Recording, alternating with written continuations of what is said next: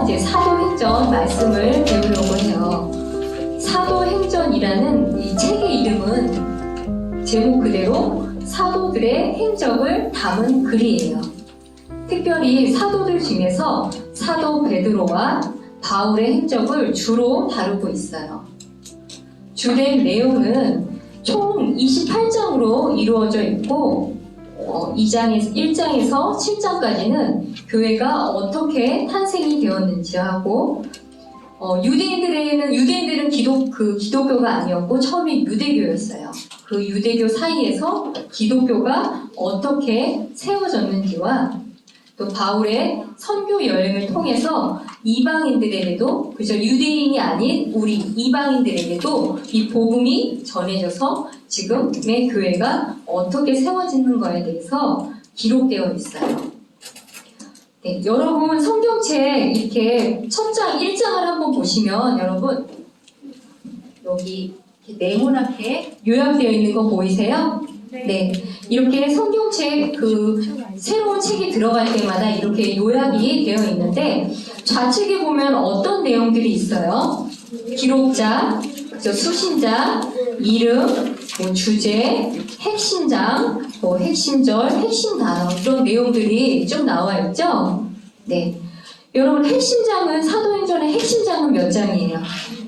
2장. 그죠? 핵심절은 그 아래 보면 핵심절 해서 보면은 1장 8절 하고 22절 이렇게 나와 있죠? 네. 한번 우리 이거 같이 읽어볼까요? 시작! 오직 성령님께서 너희에게 오신 뒤에 너희가 권능을 받고 예루살렘과 온 유대와 사마리아와 땅의 맨 끝 지역까지 이르러 나를 위한 증인이 되리라. 네. 사도행전에서 강조하고 싶은 말씀이 그리스도를 나타내는 증인이 되라는 얘기예요. 네, 오늘은 사도행전 2장의 말씀에서 성령 강림과 교회 탄생이라는 제목으로 말씀을 나누려고 해요. 네, 오늘의 제목은 뭐라고요? 성령 강림과 교회 탄생. 그럼 여러분 성령님이 강림했다라는 뜻은 성령님이 하늘로부터 내려왔다라는 뜻이에요. 이건 많이 들어봤죠? 성령 강림. 네. 이런 성령 강림을 통해서 교회가 어떻게 탄생했는 것을 이해하고 우리 사도행전의 핵심절인 1장 8절의 말씀 어떻게 땅끝, 맨 끝 지역까지 복음을 전할 수 있는지 하나님의 그 놀라운 계획을 오늘 알아보려고 해요. 1절에 보니까 오순절 날이 충만히 찼을 때 그들이 다 한 곳에 있었어요. 여러분 오순절은 유대인들이 지켜야 할 7명절 절기 중에 하나예요. 이 7명절에 대해서 아마 여러분 들어본 것도 있을 거고 아마 처음 오늘 들어본 것도 있을 거예요. 한번 선생님이 얘기해 볼 테니까 들어본 것이 몇 개 있는지 한번 생각해봐요.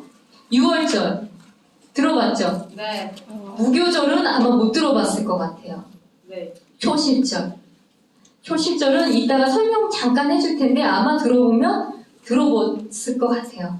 그리고 오순절, 나팔절, 속죄일, 장막절 이렇게 유대인들이 지켜야 할 절기가 7가지가 있어요. 주로 1월에서 7월에 다 여기에 분포되어 있어요.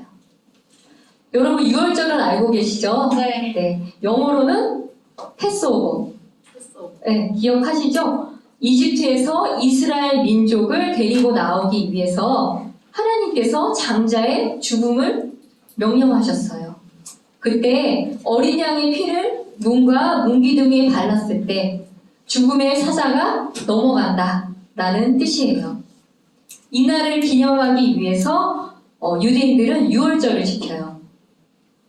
초실절은 첫 열매 명절이라고 하는데 여러분 선생님 얼굴 한번 보세요. 예전에 첫째 부활, 둘째 부활 했던 거 기억하세요? 네. 첫째 부활은 의로운 자들의 부활, 둘째 부활은 악한 자들의 부활. 기억하시죠? 네. 그러면 첫째 부활은 몇 단계로 이루어졌다고 혹시 이거 기억할 친구 있을까? 3단계. 근데 그 3단계 중에서 부활의 첫 열매가 있다라고 했어요. 그 부활의 첫 열매가 누구일까요? 부활의 첫 열매. 예수님? 네, 바로 예수님. 의진이가 아주 열심히 잘 들었어요. 멋있어요. 네. 예수님이 바로 부활의 첫 열매예요. 이래서 유대인들은 부활의 첫 열매의 기쁨을 기억하고 지키는 명절이에요. 초실절이. 그러면 오순절은 이 초실절부터 숫자를 세서 50일째 되는 날을 오순절이라고 해요. 여러분 잘 이제 산수예요. 물어볼 거예요. 네. 예수님이 부활을 하고 나서 곧바로 하늘로 올라가신 게 아니라 이 땅 가운데 며칠 동안 사역을 하셨어요. 혹시 며칠 사역하신지 알았나?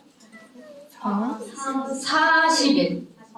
네, 그동안에 그래서 우리 지난주에 디베랴 바다에도 나타나셨잖아요. 그렇죠? 그러면 40일 동안 이 땅 가운데서 사역을 하시고 하늘로 올라가셨어요. 그러면 예수님이 하늘로 올라가시고 며칠 있다가 오순절이 있을까요? 봐보세요. 10일? 10일. 그죠? 봐봐요. 초실절에서 50일이 지나면 오순절이에요. 그런데 예수님이 부활하고 이 땅에서 40일 있고 하늘로 올라가셨으니까 열흘 있다가 바로 오순절이 되는 거예요. 네. 오순절은 한자어 풀이와 같이 50이라는 의미가 있어요. 이는 예수님이 부활하고 나서 50일째 되는 일요일에 예수님의 제자들에게 성령님이 내려온 그 역사를 기념한다는 의미예요. 원래는 좀 어려운데 칠칠절로 불린 절기로 유대인들이 농사를 하고 그것을 하나님께 감사를 드리는 날이었는데 예수님께서 부활 승천 이후에 오순절에 바로 제자들에게 성령님이 임하셨어요. 여기서 또 중요한 하나의 교리를 알려드릴게요. 구약 시대에는 성령님이 사람의 마음속에 계속 계시는 게 아니라 들어오셨다가 나가셨다가 계속 이러셨어요. 그런데 신약 시대에 이 구원받은 성도들의 마음속에는 성령님이 한번 오시면 임하시면 절대 떠나지 않으셔요. 네.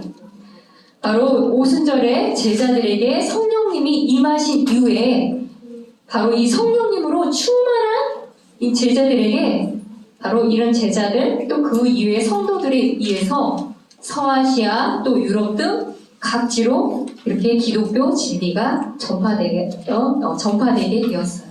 이런 내용을 이제 앞으로 우리가 선교 여행을 통해서 바울의 선교 여행을 통해서 배울 거예요. 여러분 삼위일체 교리 알고 계시죠?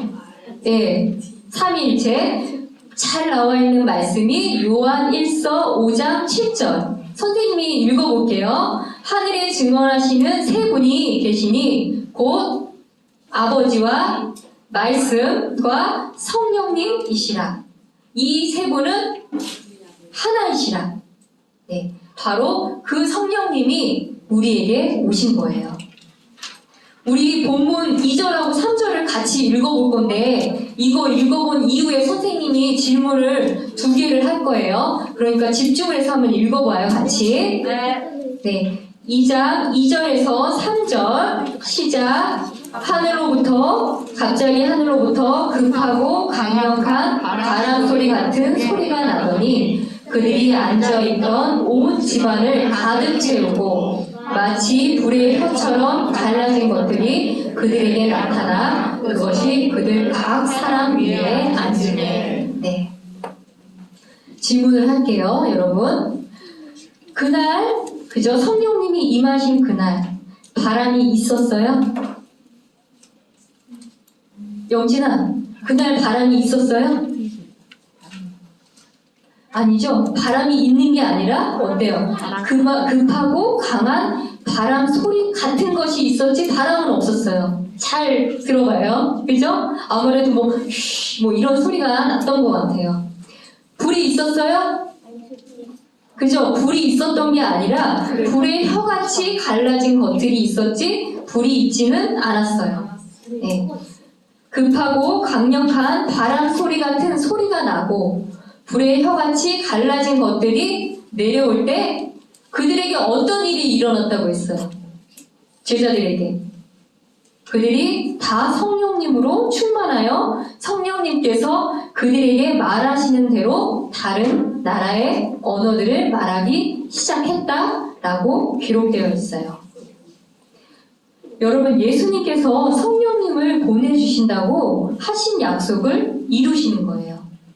그럼 성령님을 보내주신다는 약속을 하셨는지 우리 한번 찾아볼까요? 네. 사도행전 1장 5절. 이는 참으로 요한은 물로 침례를 주었으나 너희는 이제부터 많은 날이 지나지 않아 성령님으로 침례를 받을 것이기 때문이라 하시느니라. 네. 저와 여러분도 구원받는 순간에 하나님의 자녀가 되면 성령님의 침례를 받게 돼요. 여러분, 혹시 어른들 침례하는 거 본 적 있으세요? 네. 어때요? 물속에 머리부터 완전히 푹 잠기죠? 네. 이런 것처럼 성령님이 우리 머리에서부터 발끝까지 꽉 채우시는 거예요. 바로 이거를 성령 침례라고 해요. 그러면 성령 침례는 언제 그리고 몇 번 받을까요? 성령 침례. 네, 딱 한 번 우리가 구원받는 그 순간에. 그러면 여러분, 우리 보면 오늘 오전에도 목사님이 성령 충만해야 된다라고 했잖아요. 많이 들어봤죠? 성령 충만. 그러면 성령 충만은 몇 번 일어날까요?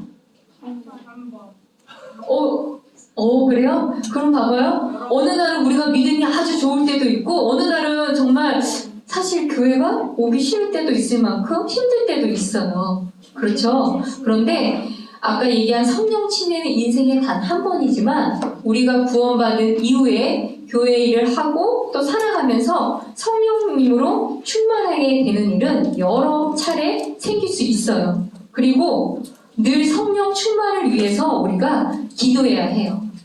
기억하셔야 해요. 네, 성령 충만은 한 번이 아니라 늘 우리가 성령 충만하기 위해서 기도해야 하고 또 여러 번 일어날 수 있다는 거. 네. 그러면 여러분, 믿음 생활 하다가 내가 지금 믿음이 너무 약해졌어요. 그러면 성령님이 나가실까요? 그죠? 아까 얘기했죠? 신약시대에 이 성령님이 한번 오시면 나가지 않는다. 그런데 우리가 계속 죄를 짓고 이렇게 살다 보면 성령님이 지금 마음속에서 신음하고 계세요. 그리고 우리가 다시 성령 충만해질 수 있도록 기다려주고 계세요. 여러분, 이렇게 편지 보낼 때 편지 쓰고 편지 봉투에 편지 넣고 풀로 이렇게 붙이잖아요. 그죠? 네. 그러면 그 봉투를 열 수 있어요?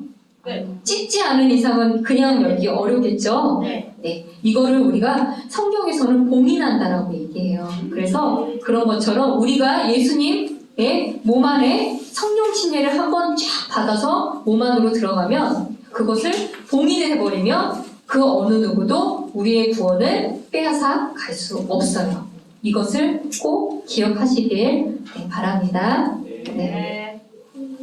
네. 오늘 유대인의 명절 7절기를 배웠잖아요. 이스라엘 남자들은 인생이 세 차례 하나님 앞에 자신을 보여야 해요. 아까 유월절, 무교절, 초실절 이 기간 중에 한 번 하나님 앞에 보여야 하고요. 또 오순절날 한 번 보여야 하고 마지막 장막절에 한 번 하나님 앞에 자기 자신을 보여야 하는 게 유대인 남자들의 의무였어요. 네, 여러분 성경에 한번 보세요. 필기 많이 안 해도 돼요. 네. 예수님이 부활하시고 제자들에게 나타나셔서 주신 사명이 뭐였어요? 지난주에 사람들을 낚는 어부가 되라. 그죠? 복음을 전하라고 말씀하셨어요.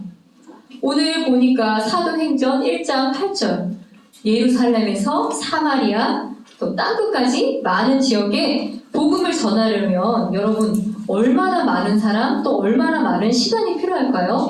그죠? 왜냐하면 이때는 지금보다도 어때요? 교통수단이 발달하지도 않았죠? 미디어가 발달하지도 않았어요. 얼마나 많은 사람들이 필요할까요? 바로 이 일을 이루게 하기 위해서 하나님께서 놀라운 계획을 준비하셨어요.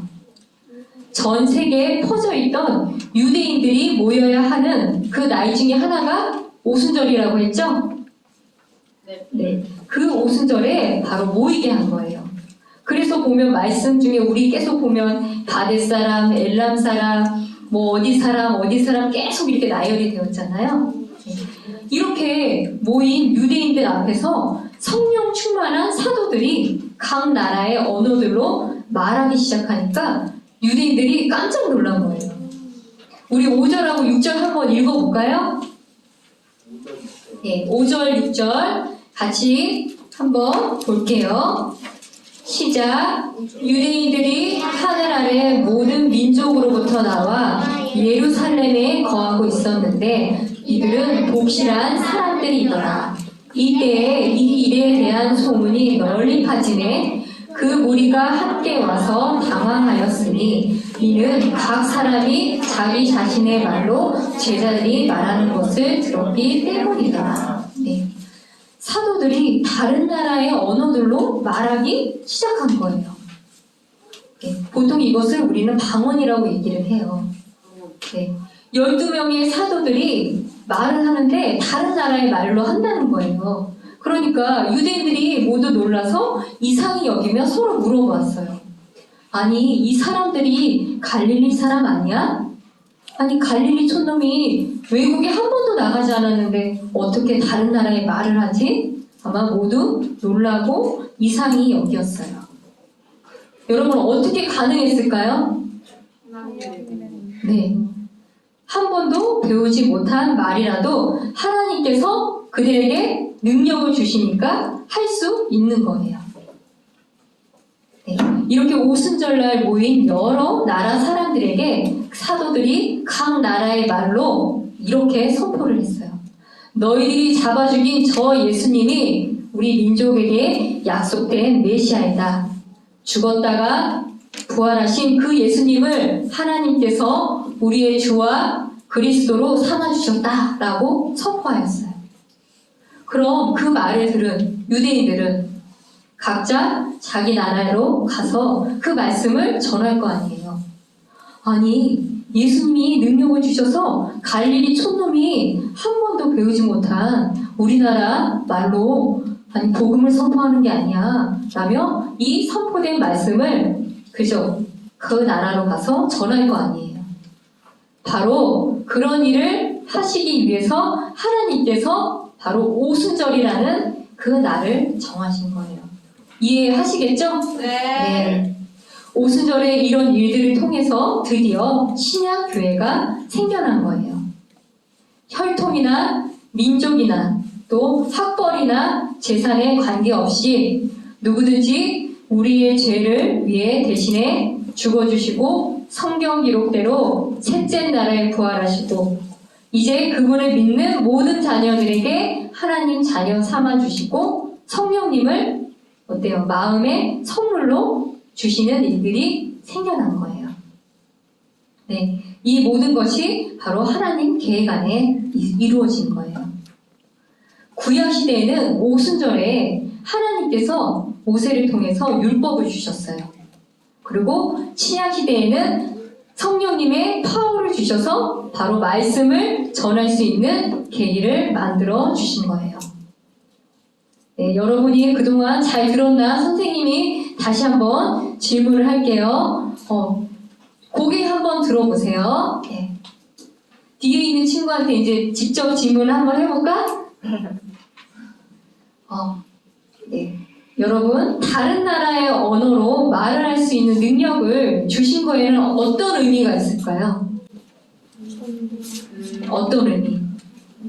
아까 선생님이 말한 것처럼 다른 나라 사람이 와서 그 말을 듣고 네. 이렇게 우리나라에 와서 한 번도 다른 나라 언어를 배우지 못한 사람이 그렇게 말을 한다면서 그런 예수님의 큰 뜻을 알리기 위해서 오늘 아주 의진이가 처음부터 아주 대답을 많이 하더니 끝까지 네, 아주 정확하게 대답을 해주었어요.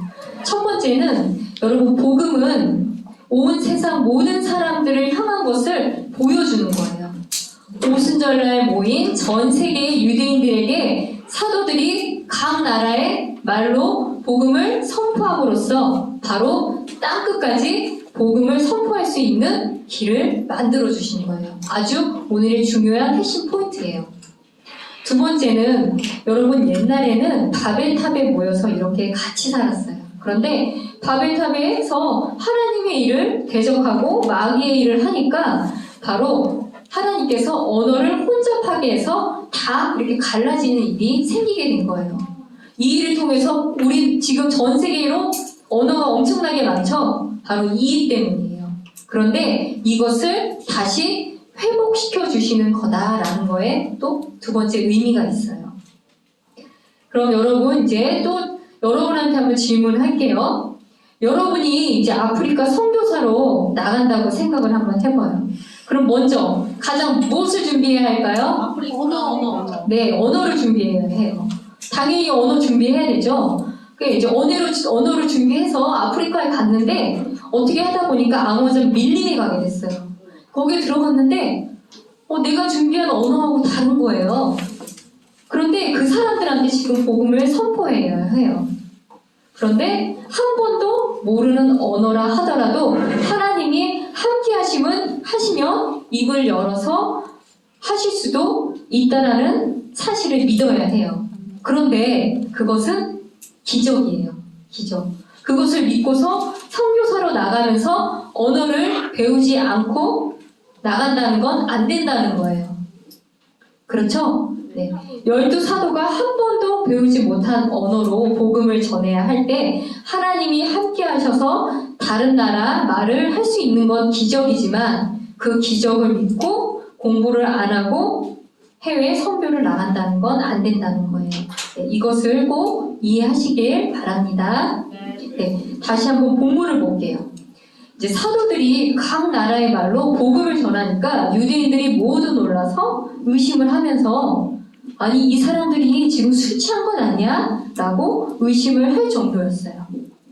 베드로가 지금은 겨우 낮에 3시이므로 너희가 짐작하는 것처럼 이 사람들이 술 취하지 아니하였다. 바로 구약의 요엘서에 기록한 말씀이 성취되는 것이다 라고 하며 이 모든 일들이 하나님의 놀라운 계획이다 라고 오늘 기록되어 있어요. 네, 여러분 요약 정리해 볼게요. 고개 한번 친구들 피곤해요? 네, 오늘따라 좀 유독 피곤해하는 것 같은데요. 네, 한번 이제 거의 다 끝나가죠. 네, 요약하는 시간이에요. 오늘 오순절날 제자들에게 성령님이 강림하셨어요. 하늘에서 내려오셨어요. 그 일을 통해서 제자들이 성령 침례를 받고 예수님의 그 몸된 교회가 되는 것에 대해서 배웠어요. 사도들이 성령님의 그 능력을 통해서 다른 나라 말로 말하기 시작함으로써 예수 그리스도의 그 복음을 선포할 수 있는 기회를 마련해 주셨어요. 초대교회 시대에는 지금에 비해서 지금 이렇게 교회가 있는 것도 아니었어요. 그렇죠? 그리고 이렇게 복음을 전할 수 있는 돈도 많은 것도 아니었어요. 그리고 인터넷이 발달한 것도 아니었어요. 교통수단도 지금보다 훨씬 더 안 좋았어요. 그런데도 베드로가 설교를 했을 때 무려 하루에 3,000명이 구원받는 놀라운 일이 일어나기도 했어요. 여러분 어떻게 가능했을까요? 하나님의 네, 바로 성령님이 함께 해주셔서 성령님의 파워를 주셔서 하실 수 있었어요. 여러분 오늘 우리 성령 침례, 성령 충만에 대해서 배웠어요. 한번 같이 성령 침례는 언제 몇 번? 일생에 단 한 번 구원받는 순간에. 성령 충만은 늘 우리가 성령 충만을 위해서 해야 한다라고 얘기했어요. 그러면 여러분 성령 충만을 하고 싶은데 우리 어떻게 해야 할까요? 우리 골로새서 3장 16절 함께 우리 읽어볼까요? 골로새서 3장 16절 그리스도의 말씀이 모든 지혜와 함께 너희 안에 풍성히 거하게 하여 시와 찬송가와 영적 노래로 서로 가르치고 훈계하며 너희 마음속에서 은혜로 주께 노래하고. 네. 먼저 너희 마음속에 말씀이 풍성히 거하게 하래요. 그러려면 말씀을 잘 듣고 자주 읽고 또 듣고 해야겠죠? 그리고 어때요? 시와 찬송가와 영적 노래로 서로 가르치래요. 그리고 잘못하는 게 있으면 훈계하래요. 그러니까 여러분들이 조금이라도 좀 믿음에 나가는 모습을 보면 부모님들이 어때요? 혼을 내시죠? 그러니까 다 이유가 있는 거예요. 또 주께 은혜로 노래하고 이 말씀을 기억하면서 우리의 삶 속에서 늘 성령 충만할 수 있도록 여러분 기도하길 원합니다. 네, 기도하겠습니다.